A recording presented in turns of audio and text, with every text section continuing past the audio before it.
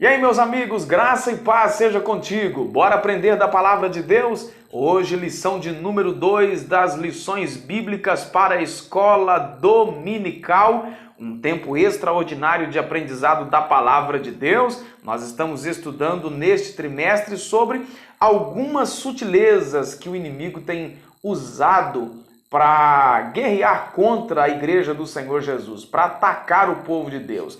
Hoje nós vamos estudar sobre a sutileza da banalização da graça de Deus.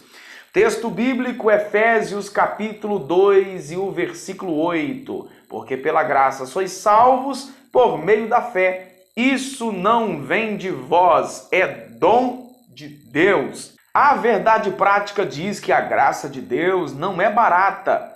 Ela requer arrependimento, novo comportamento, ou seja, nova vida em Cristo Jesus.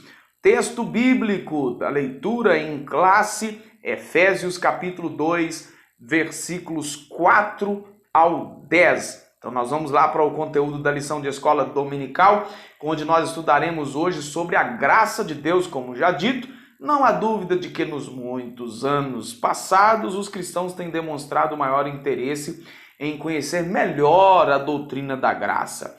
Nesse sentido, pode-se dizer então que há um despertar da graça de Deus. Aliás, o texto diz que tudo que nós vivemos, nós somos, alcançamos, é resultado da graciosidade de Deus.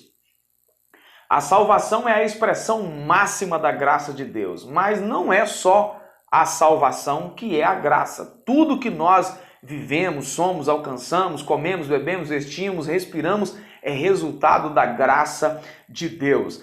Mas, para muitos, esse ensino continua ainda ofuscado. Nesse aspecto, pode-se dizer, então, que a doutrina da graça tem sido mal compreendida e, portanto, mal assimilada e, consequentemente, desvirtuada. E isso aqui é um grande problema. Então nós vamos aqui rapidinho, nesses minutos que nós temos, dar uma pinceladinha nesse conteúdo da lição aqui. Apenas o que eu faço aqui é dar os meus pitacos do que eu acho importante no conteúdo da lição.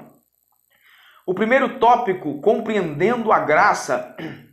Ao se afirmar que a graça é divina, se quer dizer com isso que a origem está inteiramente ligada a Deus. Foi ele quem quis agir com graça. O testemunho bíblico é que aprouve o Senhor salvar os homens. O texto de 1 Coríntios, capítulo 1 e versículo 21 da sua carta aos Gálatas, da carta de Paulo aos Gálatas. Isso significa que a origem da graça, bem como a iniciativa da salvação, é um ato de Deus, é uma ação de Deus. Fica muito bem claro no ensino das Escrituras que nós, por nós mesmos, nós não temos condições, irmãos, né? É somente o favor de Deus, foi iniciativa do próprio Senhor. A graça é um favor imerecido. Isso significa que ninguém a merecia e nem tinha como merecê-la. A nossa condição antes de conhecermos a graça se assemelhava a de alguém que deve uma grande quantia e não tem como pagar. É por isso que Paulo, ao escrever aos Colossenses, ele disse que Jesus pegou a cédula da dívida que havia contra nós, cravou-a na cruz do Calvário e disse: está pago, né? É por isso, a nossa dívida era impagável. O que você precisa guardar desse tópico 1 da lição é que Deus quis agir com graça para com todos os homens sem que eles merecessem. E por isso essa graça é um favor imerecido. Tópico 2 da lição, a graça no contexto bíblico. Uma das doutrinas bem mais definidas e claras das Escrituras é referente à queda do homem. O primeiro fato a ser observado é que Adão, o primeiro homem, foi criado como um ser moralmente livre, podendo então fazer as suas escolhas. É o que nós chamamos de livre-arbítrio, né? Ou seja, o primeiro homem, de forma livre e voluntária, ele escolheu desobedecer e pecar contra Deus. O segundo fato que nós precisamos esclarecer em relação à necessidade da graça de Deus sobre a nossa vida é que a queda do homem produziu consequências terríveis, tanto para o próprio Adão quanto também para a sua descendência. O texto diz que por um homem entrou o pecado no mundo e daí todos pecaram, né? A raça humana nasce com uma inclinação para o pecado. Ninguém, portanto, ficou fora da esfera de ação do pecado. Tendo caído no pecado, o homem não podia por si mesmo se libertar. Isso é um fato. Uma das consequências, então, vindas da queda do homem foi a necessidade de satisfazer a justiça de Deus. Isso aqui muita gente tem dúvida. A justiça de Deus exige uma punição ao pecado. Isso porque Deus é santo, isso porque Deus é justo, e ele não deixaria o pecado sem punição. Do mesmo jeito que o amor de Deus é perfeito, a sua justiça também é. E ao aplicar a justiça sobre o pecado do homem, Deus não está deixando de ser amoroso. Ele simplesmente está mudando de um atributo, que é o amor, passando para um outro, né? Que é ser justo.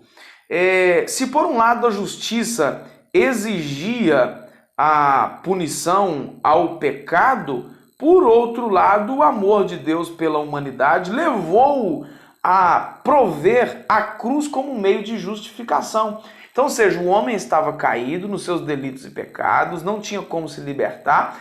Deus exigia que o pecado, então, fosse punido, né? Isso por causa da sua justiça. E em terceiro lugar, Deus então, próprio Deus, o ofendido em toda essa situação, ele proveu um meio para justificar o homem. Isso não é extraordinário? As Escrituras afirmam que Deus quer salvar a todos. Deus ama a todos os homens. E o desejo dele é que todos se salvem. Preste atenção nisso, essa é a graça chamada de graça universal. Ou seja, ela está disponível a todos os homens. Contudo, não é uma graça universalista. Uma coisa não tem nada a ver com a outra. A graça é universal, mas não é universalista. Enquanto universal, ela está disponível a todos os homens. Se fosse universalista, ela salvaria todos, independente do credo, da religião, do arrependimento, do comportamento. Mas não é assim. O homem precisa se arrepender para que a graça então o alcance, né? Todos que se arrependem, confessando o seu pecado, confessando a Jesus como Salvador, ele então pode ser salvo pela graça de Deus. Ok? Simples assim. O que você precisa guardar desse tópico 2 é que, no contexto bíblico, a graça é uma necessidade de todos os homens. Por isso, ela é estendida a toda a humanidade. Em relação ainda à punição de Deus ao pecado, muitos não entendem, porque confundem ira divina com ira humana. É a mesma coisa de confundir o amor humano com amor divino, né? Uma coisa quase não tem relação com a outra. A ira dos homens é tipicamente autoacionada e inclinada a explosões tempestivas e atos violentos. Deus se ira pela desobediência sempre que resulta em autodestruição, isso por parte do homem. Que pai ficaria tranquilo observando o seu filho se autodestruir? É mais ou menos assim o que Deus faz quando nós escolhemos os caminhos errados, certo? Para o tópico 3 da nossa lição, a graça no contexto da reforma, que foi aqui ao longo do tempo, né? O conceito de graça foi se perdendo e foi se desvirtuando e sendo distorcido. A reforma no século XVI, né, tinha um contexto muito diversificado, de muitos protestos, na verdade, né? Só que de forma direta pode-se afirmar que a reforma surge como uma resposta ao enfraquecimento e deturpação e negação da doutrina da graça, que naquele período havia sido totalmente desconfigurada, como eu acabei de dizer aqui. A salvação acabou se tornando aí ensinada, atribuída a méritos de obras, aquilo que a pessoa fazia para ser salva. E isso não é verdade, a Bíblia diz totalmente diferente. A reforma então surgiu como uma reação à corrupção da doutrina da graça. Os reformadores pregaram então, estavam convictos de que através do retorno às Escrituras, a doutrina da graça então poderia ser restaurada. É por isso que eles lutaram tanto como lutaram.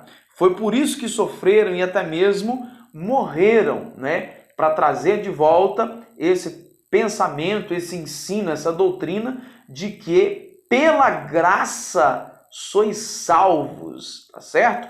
Não é mérito humano, não é nada daquilo que eu posso fazer como ação de boa obra para eu conseguir a salvação. Eu não devo fazer obras para ser salvo, eu devo fazer obras porque eu sou salvo, tá certo? O que você precisa guardar desse tópico 3 aqui é que a graça no contexto da reforma revela duas realidades: a corrupção da doutrina da graça e a restauração, então, dessa doutrina, certo?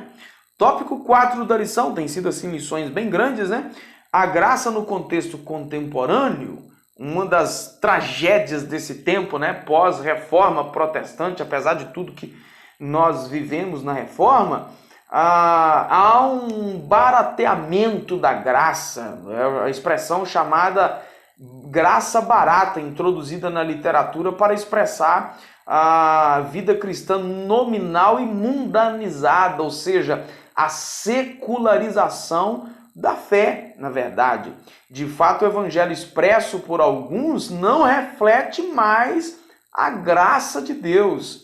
Escrevendo aos Coríntios, o apóstolo Paulo afirmou uma coisa interessante: vocês foram comprados por preço.